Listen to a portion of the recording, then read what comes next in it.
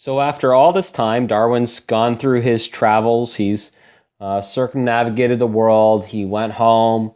He turned into a hermit. He started studying barnacles and pigeons in his backyard. And he's received his letter from Wallace, and Wallace has basically told Darwin a lot of the things that Darwin already was thinking about, or all the things that Darwin was actually thinking about, that the species that he was seeing that were different not because they always had been, but because they had evolved into different forms. They had started off as something in the past and then radiated out to their modern day forms. At the same time, he was seeing similarities, and those similarities were arising because of this common ancestor. So these beak shapes were similar. You're just seeing different sizes, the color patterns, etc. And that's really well illustrated in the Galapagos finches, which we'll be coming back to, as well as a lot of other instances that Darwin managed to come across in his limited experience. He did travel the world, but he only left England over those couple of years for that travel, whereas people today can go over the entire Earth multiple times, visiting many locations, documenting things with photos, etc. And so Darwin, he takes all this together, everything that he had seen and thought about, all of his journal entries, etc. He gets this letter from Wallace, and he decides that it's time to publish his work. So he does give equal credit to Wallace, where Wallace is away. So Darwin presents Wallace's paper along with his own, the first sort of public acknowledgement or concept that was provided that species could change through time. Where Darwin sort of beat Wallace to the punch is that within about 18 months, Darwin had actually published an entire book titled On the Origin of Species. And this was, I'm not going to say it was well accepted at the time. He was ridiculed. He had another book later on called The Descent of Man. But they were really advanced in his thinking for the time and for his limited experience as far as what he was able to access and put together with the limitations that he had with technology and lack of actual observations. So he figured all this out as sort of thought experiments, right? How could these species change? He wasn't able to actually document it in progress, which is a lot of what has happened since Darwin's time.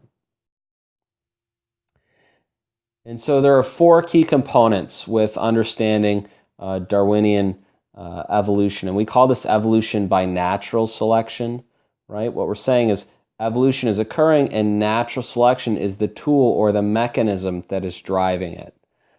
We do have a couple of other ways that we're going to talk about a little bit later that are a little bit more advanced in the mechanism, things like genetic drift, evolution by genetic drift. We'll talk about that, and those are things that maybe Darwin didn't have the best grasp on, but natural selection, he really worked out very well. And so there's four things that you need to have for evolution by natural selection to occur.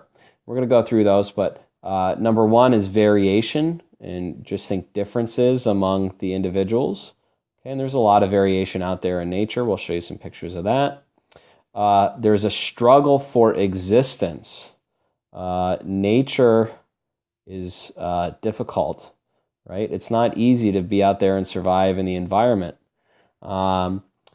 Number three is survival of the fittest. Only the best suited pass on traits. The best pass it on. Okay.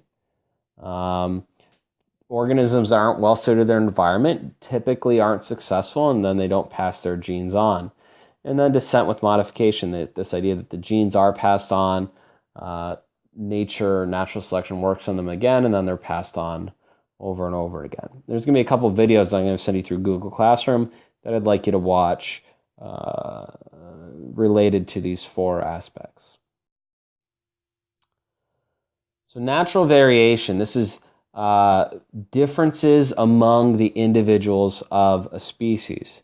And so what could be varying? All kinds of things. We could have differences in color, size, okay, presence of a protein, right? Maybe a mouse has a protein that makes it resistant to snake venom. You can think about hemoglobin, sickle cell hemoglobin protein, providing partial resistance to malaria. So color, size, protein, metabolism, okay? Offspring number, so the number of offspring. I'll just write number of young, right? How many babies you're having. Dietary preferences. So all kinds of variations among individuals within a species, right? So this picture is just trying to show you, a population of fish, and these fish in the population have sort of dramatic variation in size, okay? A lot of variation in size. And so out there in nature, you look at any species, you see differences among the individuals within that given species. This is just some more instances of variation, right? We've got, a species of snail, and there's a lot of different shell colors and patterns that are happening here. Now, this is all within one species. So you've got, main body of the shell's yellow or black colored or red colored, and you can imagine maybe there's no difference among these organisms. Maybe these snails all survive at equal rates, but maybe they don't. Maybe the snail's environment changes, and or they live in different areas, and snails in an area with sort of yellowish color mud, these snails survive better, and snails in an area with darker colored mud, these darker shelled snails survive better. We have ladybugs, same idea. Horses, right? Different coat patterns in these horses might aid in camouflage. You've all seen zebras. The suggestion there is that zebra stripes might help them to confuse predators. Think about these flowers. We've got several different colors, pink, white, purple. Maybe they're equal. Maybe the pollinators change, and all of a sudden the white flowers are pollinated at a higher rate than flowers of other color. But in order for evolution to happen, we have to have differences. If we don't start off with any variation, then selection, natural selection, doesn't have anything to pick between, right? Natural selection can't favor one individual over the other if there's not any starting variation within the species. Now, where do these new variations come from? The main source of new traits, new genetic traits, mutation, right? So at one point in time, all the flowers are purple, and then you had a mutant flower and it came out white, right? And that created a new variation within that species or that population. Component number 2 is that there's a struggle for existence. Now, what is the struggle? Okay, that there's a battle for resources in the environment. Okay, that the environment has limited resources. Now, what's a resource? Well, resources, food and water and mates and habitat, etc. And there's two key sort of pieces to the fact that resources are limited. And the number one idea is that it turns out, and this hopefully shouldn't surprise you, but there's actually in nature, there's an overproduction of offspring. Animals produce more young, more babies than the environment can actually support. And you've all seen a robin nest, right? So think about a robin nest. You've got a dad robin. These drawings are going to be horrible. You've got a mom robin, right? And they have a nest. And you look in there, and you know what you're going to see. Robin eggs are blue, and everybody's looked at a robin nest at some point. And you've got one mom, you've got one dad, so that's 2 total robin. That's the amount that the habitat can support, because that's who's living there now. And how many eggs do they have? Maybe they've got 3, maybe they've got 4, maybe they've got 5 eggs. Okay, but think about that. Prior to the birth of those babies, the environment supports 1, 2 robins. After those babies are born, the environment's going to have 7 robins. Okay, all of a sudden, Instead of just keeping 2 birds alive, the habitat is to keep 7 birds alive. And that's difficult. Food becomes scarce, okay? So you've got overproduction. Animals, organisms, trees, etc. tend to produce more young than their environment can support. The other aspect of this is going to be the competition for resources. Okay, so what's the competition for resources? Because resources are scarce, up here we've got 5 babies in the nest, the members of each species are going to compete with each other for food, for living space, for mates, and other necessities. Okay, so these baby robins are going to fight with one another for every single worm that mom brings back to the nest. That's the struggle.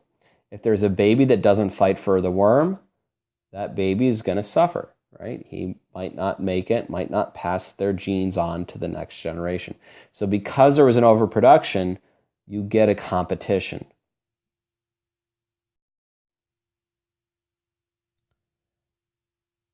Third is this idea that we have a survival of the fittest.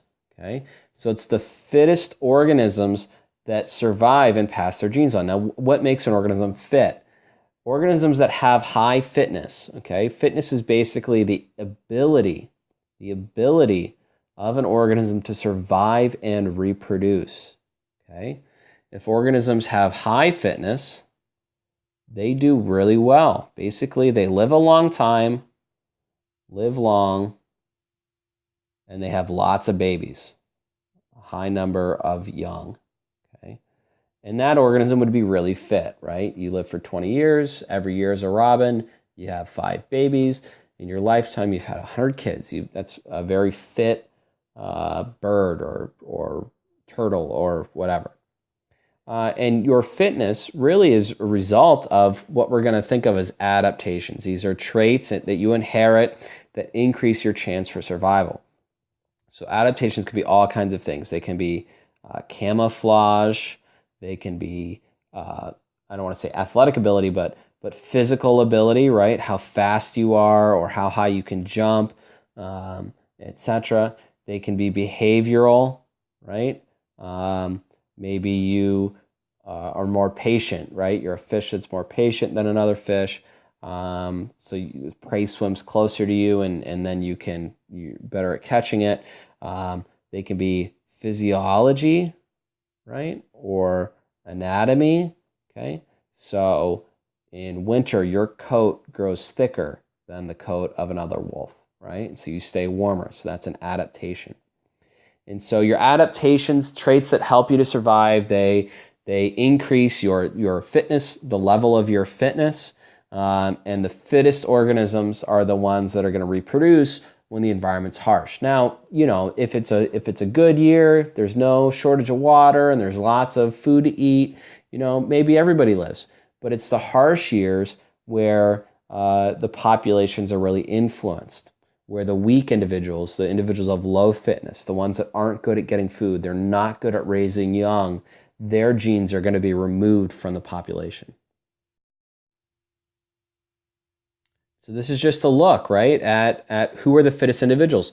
If you're a lion, right, you're going to have the fittest individuals, the one that can defend the most females from other males, right? He's going to have a great big mane. He's going to fight with other male lions and prevent them from mating with the females that are occupying his region, right? And his fitness is dependent on his ability to win those fights, right? And raise young, right? If a male lion gets taken over by some other males, those other males will usually kill his offspring, right? So that would decrease his fitness. So he really needs to protect those. If you're a frigate bird or a pheasant, right? A lot of fitness has to do with your physical attributes. These frigate birds, they blow up these big chest pouches and they use them to attract mates. The bigger the pouch, supposedly, the more attractive you are to mate. Pheasants are under the same sort of thing. These bright colors, they actually hurt the pheasant's ability to be camouflaged. So females in a pheasant, just like in a peacock, are going to look at that male and say, gee, he's really bright. That means the predators can still see him, but he's strong enough that he hasn't been eaten, right? So all of a sudden, he's so bright and flashy, he's He can still stay away from the predators. He must have high fitness, so he's the one I'm going to mate with.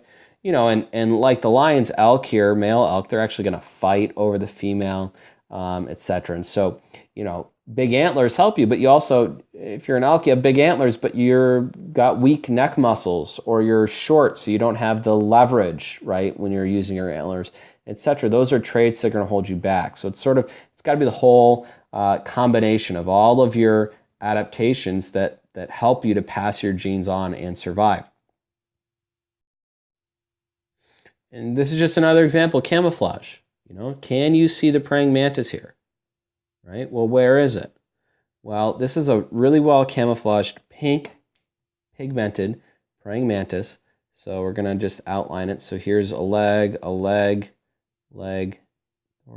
abdomen, right? And then the head, right? So this individual doesn't have high fitness because it's winning fights. It has high fitness because it's hiding from predators, okay?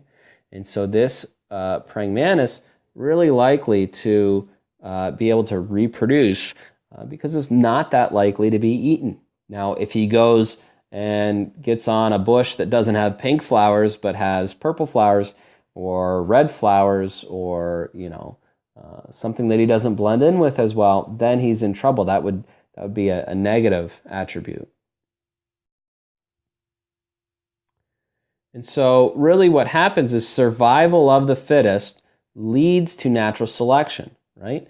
Natural selection is this idea that the traits that increase fitness, the best adaptations, are increasing over time, right? Over many generations, while traits that are bad are decreasing, okay? They're decreasing over time. So if you think about that praying mantis, if you have a mutant born and he's bright red or blue and he's supposed to be blending in on a pink flower, that's a negative trait. And so that the amount of those genes in the population will decrease.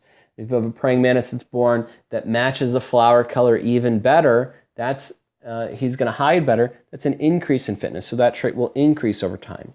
So basically how natural selection works to produce evolution is that it results in changes in the genes of the population that are resulting in higher or increased fitness of that species within its environment. So we'll define natural selection as the environment removes individuals that are not fit enough to survive, while organisms that are go on to reproduce and pass on their traits. Okay? So nature, natural selection, nature is selecting the individuals that are best suited for the environment. Okay? It's not saying, okay, yes, you go ahead and breed. What nature does is it removes the individuals that aren't well suited, right? So if you have a gene that's not well suited and it hurts your ability to live and breed, that gene is going to decrease, right? And it's going to decrease because you're going to die. You're not going to pass that gene on. And the next animal or plant over, they've got a different version of the gene and it helps them to stay alive longer. It's an adaptation. It improves their fitness. They'll live longer. They'll pass that gene on. So you don't have kids because your gene is bad. They have offspring because their version of the gene is better, right? And that is survival of the fittest, natural selection. So just generally speaking, right, what helps you survive? You've got to avoid predators and disease. You have to be able to access food and win territory, right? That helps you to survive. Now you've got to mate. So not only do you have to go out and find food and defend your territory and survive disease and avoid predators, but you've got to attract a mate. You've got to win a nesting site, and then you've got to, in many cases, provide food for your young, right? You've got to go out there and be able to bring back enough food to raise your young or make a kill or protect them from predators or whatever it is. And if you can do all of those things, then you have high fitness. You are the fittest, so you're going to survive. Your genes get passed on. If you have somebody who's really great at avoiding disease, right? But they cannot. They're really bad at raising young. It doesn't matter. They have low fitness. They could live a really long time, but if you don't produce any offspring, that's low fitness. And so really what Darwin is able to say is that individual organisms in nature differ, right? Those differences, he didn't know about genetics, but he knew that the differences could be passed on. So organisms differ, those differences can be passed on. That there was an overabundance of organisms, that, species were always fighting over limited resources. That as they fight, right, that some have advantages and some have disadvantages in that struggle to get the resources. And it's the best individuals that are going to survive and reproduce, right? That's key. Not just to survive, but you have to reproduce. And they pass on those characteristics, okay, to the next generation. And individuals without those good characteristics are going to die. This allows over generations for species to change, right? Species change through the generations and become better suited to their environment, right? So, if we start off with that praying mantis and he's pink, right? And I'm not going to draw him very well, you all know that, but he starts off and he's pink, right? And his environment changes. All of a sudden, through hundreds of generations, maybe the plants that they live on change. And now it's beneficial. The ones that were pink, some of them mutated, they were orange. Turns out orange was better. So the orange ones mated at higher rates, and species evolve or descend with modification.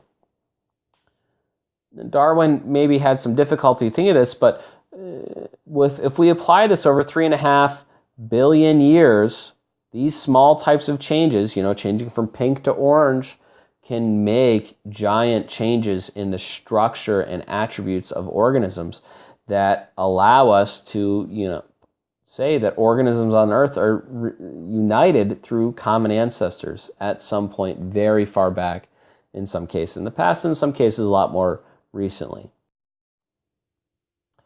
And so Darwin was able to identify this idea of natural selection as a key mechanism for species to change through time or to evolve, right? That nature was choosing which traits would be passed on and removing traits that weren't good. And that over time, as traits are removed and other traits are benefiting, that the portion of individuals with favorable characteristics increase, okay, while the portions with unfavorable characteristics decrease. And so that leads to our idea of evolution.